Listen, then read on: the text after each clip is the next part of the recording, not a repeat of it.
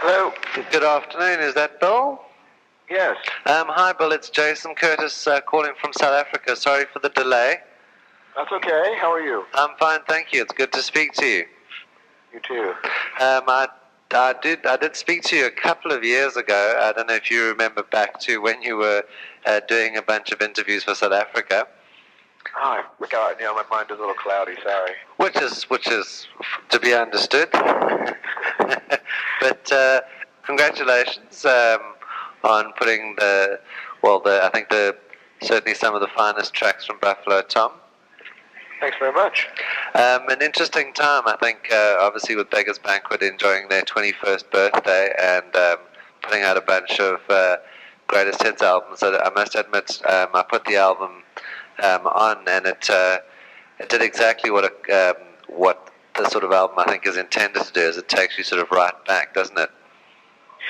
Yeah, I know. It's kind of scary how many years it really spans. You know how all of a sudden we've been around for a long time. It seems. You know. You're getting old. I suppose we all are. But yeah, that's been my greatest lesson of this record, is that we have actually a long enough career to warrant a best of collection that spans over 10 years. Yes. Now, I know that when Ivor Watts Russell was still a part of Beggars Banquet through 4AD, he wanted to do a whole bunch of these. Obviously, I think almost just showcasing the label's history to date and doing this sort of thing. But was this sort of as much your idea as it was Beggars Banquet's idea? I suppose so. Yeah, it was. I think it was just sort of inevitable. To be frank, I don't think I was as excited about as an A-sides collection as I would be maybe a B-sides collection, which to me holds more intrinsic interest. But I do think it's something that we would have gotten around to doing eventually. It's called the best of because obviously we didn't really have major hits of any kind, so it's kind of weird to be putting out a collection. But like I said, I think it's inevitable. But I think the label had the greatest drive to do it rather than we did. But it seems that even on the back of that you did involve yourselves quite heavily with it, which I think is nice, because a lot of the times it does get taken away from the bands, and it's easy for a label to sort of pick and choose tracks, but you got your quotes and all your bits in there, which I think from a fan's perspective I think is great. So it does have that additional value that that you guys are that you have inputted your thoughts on the tracks that are included. Yeah, I agree. I think once we decided that we should do this, we figured we should kind of have input in it, not just string together a chronological order of singles and throw some artwork on there. I mean, we really did spend a lot of time on it for this kind of thing. Now, where are Buffalo Tom at the moment on the back of this? I mean, as I say, Smitten came out. That was the last thing I saw that you that released wise. But how the band and what can we look forward to? Well, we're sort of in the back burner. We are doing some dates to support this. In fact, we've done some already in Boston and New York and DC area, and we should be getting out to the West Coast next week. I mean, we are getting out. I should say we're getting out to the West Coast, but beyond that, we have no real plans. We assume we'll do a little bit of Europe, but we've decided after Smitten to kind of put the band on hold for a little while, and this is kind of keeping with that. We're sticking to that story, and I think we'll eventually do something else, but there's really kind of no plans right now as we're all doing various other projects. Obviously away from the band, but musically speaking, as I say, is it are you doing sort of solo projects completely as artists yourselves, or as part of other collectives? I'm sorry, as part of other collectors? Well, as part of other bands, or are you pursuing? Oh, no other band. Yeah, definitely. We're not really. We're I kind of look at this like we're brothers, and that we'll always be there to kind of regroup from time to time. And, we all get along fairly well right now, and I think we just all decided we needed a break. And, we had come to the end of our contracts, kind of both contracts, and we just figured, well, this would be a good time to kind of reassess, and mainly family things for Tom Maginnis, the drummer. He's got two school-age kids now, and I've got a child of my own, and we weren't really eager to launch back into another Buffalo Tom contract. But we're all doing new musical things. I'm putting out a solo acoustic record, and I hope to get a new record contract for a new rock band that I have called Crown Victoria. Great. And Chris is doing some musical things as well. Yeah, we hope to do that. Well, I can remember when I spoke to you last time, it was a case of, yes, everyone was sort of at that stage where, there were kids and houses and, mortgages and all of the real life stuff that gets in the way, and everyone was enjoying that aspect of their lives so much. So, but when you look back on the 10+ years of Buffalo Tom, a good time all rounder. I mean, definitely sort of a time well spent. Do you think? Oh, without a doubt. Yeah, I wouldn't trade it for the world. But, there's no doubt in my mind. I do look back on some of these songs in which I'd done records, in which I'd done things better or differently. But that is completely natural, I suppose. But aside from specifics, I think to get out of university and just go right into touring and tour the world a few times over, it's a pretty amazing opportunity for a young man. And I think, I really do think that it was all a bonus, really.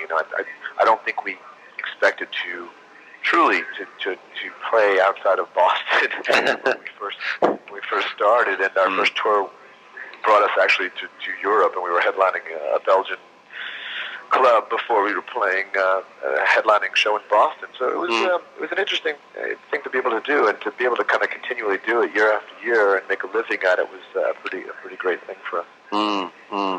And when you look back on those times, which part of it would you say was probably not the most rewarding, but the time that you sort of sat back and said, okay, well, in starting this, you had one idea, it became something else, but this is what it's all about.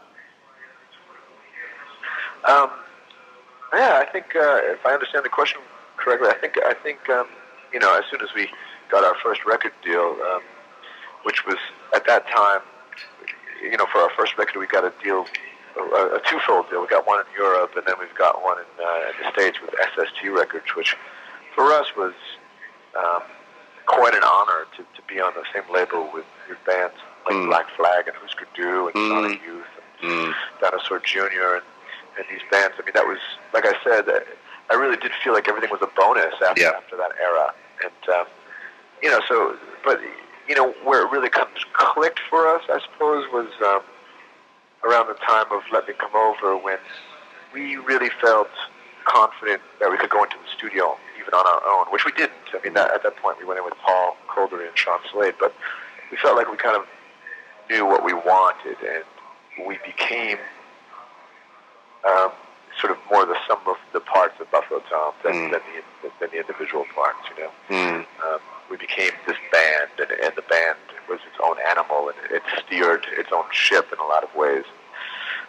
And we basically found our footing, and that's when I felt sort of on top of the world in terms of artistic expression. Because it always seemed to be about that. I mean, I think every band wants to have success and be popular, but it was almost as if you were quite happy not being the biggest band in the world. You were quite happy to be a bunch of guys playing music to to people who really understood and bought into what you were doing. Yeah, and I don't think that was by choice necessarily, not being the biggest band in the world. I think you can be a huge band and have people hanging on your every word as well. I don't think you have to be a cult band, but I do think to be the greatest band, to be the biggest band in the world for maybe a record, you don't really have people hanging on your every word. You have people that have happened to see your video, perhaps. So I would trade our cult success for that any day. I've been on the road opening. We've been on opening situations for large bands of that year that have since come and gone. Yeah. I wouldn't trade it. I really wouldn't. But I've been very happy that we've been able to kind of plug along for all these years and not necessarily need to sell 1 million records to live. But that isn't to say that it hasn't been a struggle. Sure. But get in line. Everybody's got to make a living, And who said that people that play rock music should automatically, hit the lottery and never have to worry about things in their lives? But obviously, in that time, you learned enough about the industry to know what the obvious sort of pitfalls of being in a band, being signed to a label, and and obviously the more popular you become, in some respects, the less control you seem to have over your destiny. Did that ever happen with the band? Oh, I don't necessarily agree with that premise. I think maybe for some bands they let themselves lose control. I think the more records you sell, the more control you do have over your destiny. I think if you let yourself be beholden to market forces and demands that you be out on the road to tour on a record because it's successful, I don't know. I think that's odd. It's an odd thing. You want to keep the success moving, certainly. But aside from that, the more, if you sell 1 million records, and you keep selling that, you have a lot of control over the record company. Sure. You're making the money. So, but a band like us, we were lucky to have control, and I think it was because of a label like Beggars Banquet.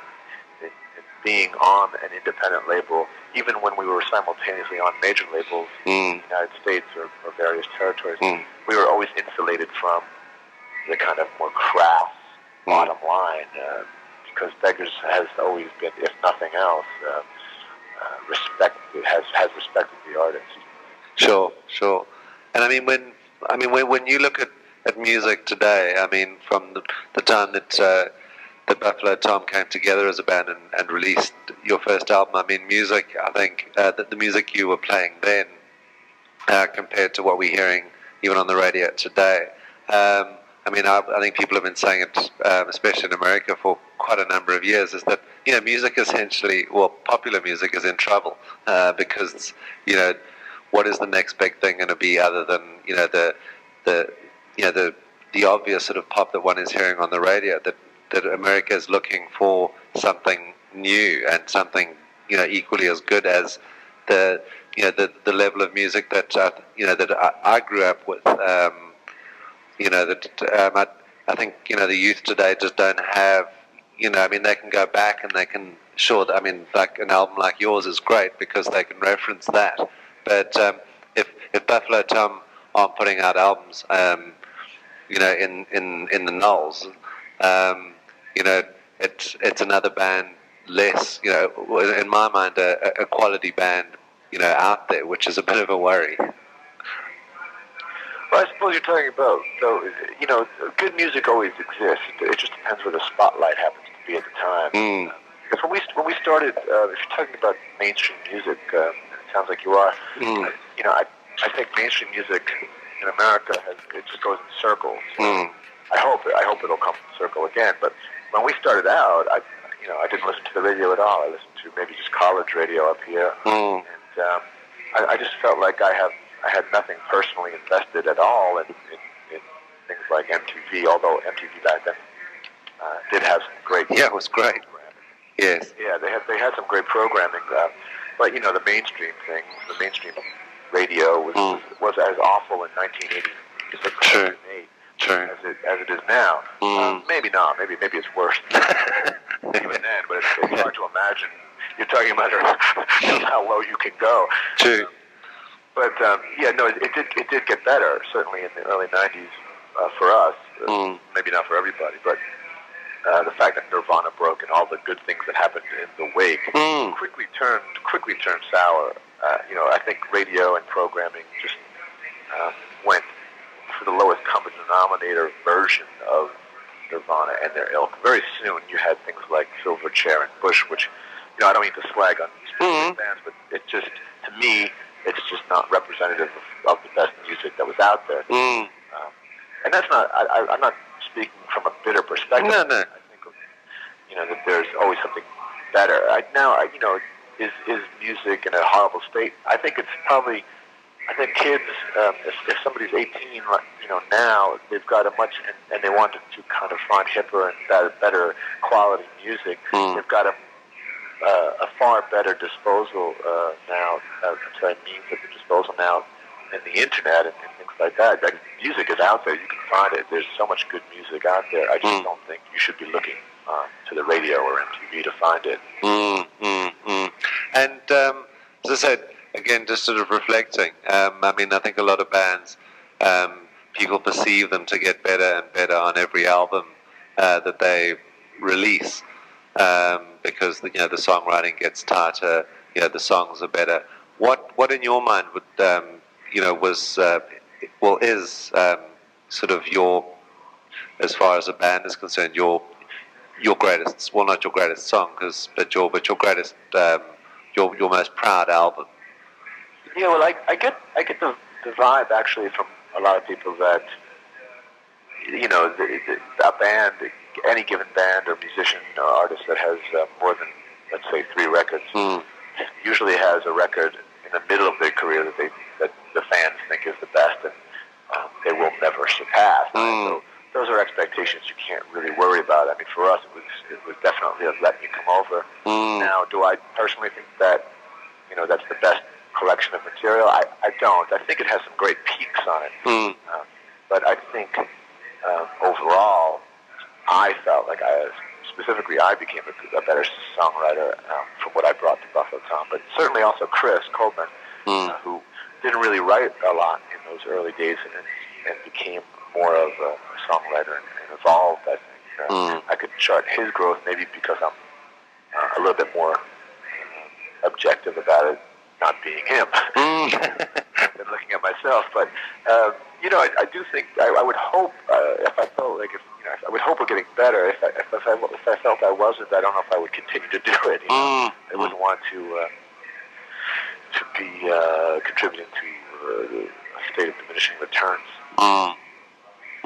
And I mean, as I say, is it good to know that, as I say, what Buffalo Tom achieved, is out there for prosperity, and I think very much is indicative of a time that, as I say, that I think everyone that was a part of it, I think, with the development of the band, and even if they reference back, in a way, it's maybe a good thing that that the greatest hits are out, but that you do move on to other things and maybe perhaps just leave it where it's best remembered, or not necessarily. Yeah, I agree. I mean, you said a couple things there. I mean, that with Let Me Come Over, or a record like that for another artist, it is a product of the times, and it's affected as much by sort of zeitgeist and the audience's reaction to it as much as it is from what it's saying. It's kind of a little bit of a cliche, but music really is a dialogue. Yes.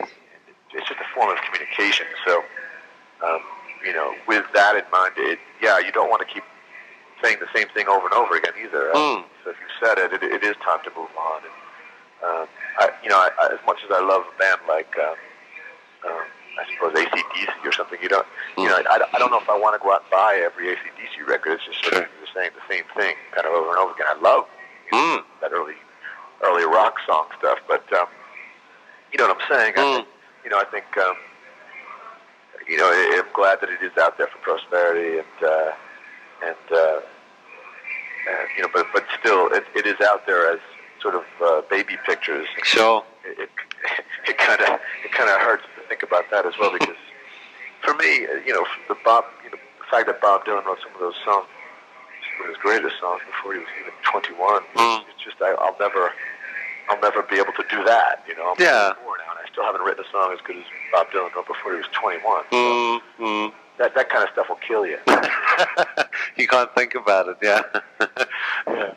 No, but as I say, I think I suppose it's good to be critical of your own work, which means I think the way I would look at it would be Buffalo Tom was a chapter in yours and Chris's life, and some of the best chapters are yet to be written still, which in whatever form.